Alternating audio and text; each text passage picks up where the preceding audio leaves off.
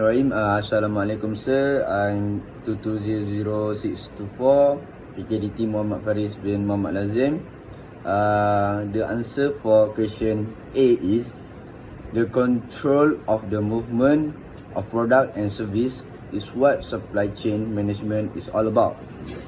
The supply chain encompasses everything from the collecting of the smallest portion of a product through its fabrication and distribution or transportation.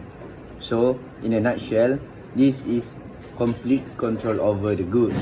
Uncommented equipment is flooding into Malaysia under bogus paper, according to Malaysian border authorities. To prevent this, the total management and knowledge of the supply chain is applied in all equipment needed by the armed force. Needs and criteria must be met in a certain sequence, and every process and product should be monitored and recorded throughout production before the goods arrive. Complete paperwork from the supply chain is sent to the armed force across border control. This covers every detail from the serial number to the information about the vehicle that transport the goods. This documentation are supplied by the manufacturers, and the cargo must be properly and appropriately examined upon arrival into the nation. Another option is to assemble items and equipment inside the nation, in which case just piece of documented products will be sent to Malaysia rather than the whole product. After that, it is transported to the appropriate department for assembly. This also aids in the thorough examination of items and paper.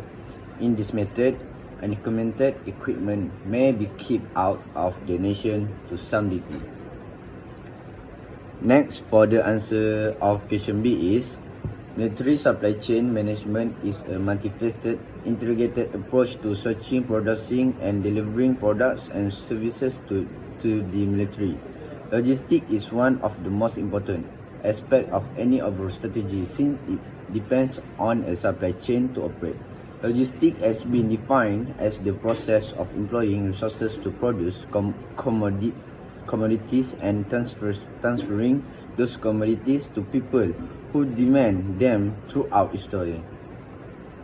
Logistics is still based on converting data about supply availability and demand into action plans that deliver commodities when and where they are required.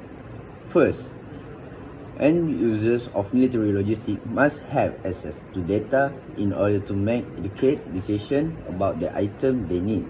People want to know what's on offer so they are not taken off guard. As a consequence, logistics staff work with end users to keep them up to date and technical breakthrough trends and product availability. Second is logistic connects deployed through with the industrial base, which provides the resources and weapons that deployed force needs to execute their tasks. And number 3 is logistics refers to the planning and execution of troop mobility and support, as well as military operation involving first, purchasing, storing, distributing, using, maintaining, and disposing of material. Second is medical assistance, including pension, mobility, evacuation, and hospitalization for US and partner troops, and as well as indigenous peoples impacted by operation. And the third, facilities and infrastructure excavation, development, use and disposal. And the last, food, water and support for operational hygiene and sanitation are all provided. And the four, idle inventory should be kept to a minimum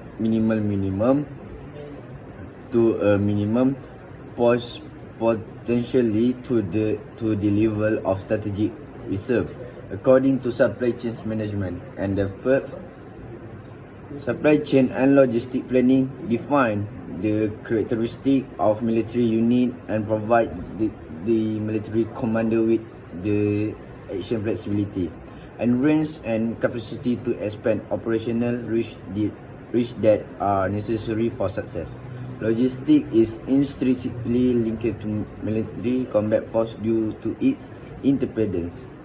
Logistics is integrally related to military combat capability, from supplying the building that house members of the force and the rangers where they train, to maintaining the equipment fighter use and wear, to providing fuel and ammunition in operation and training.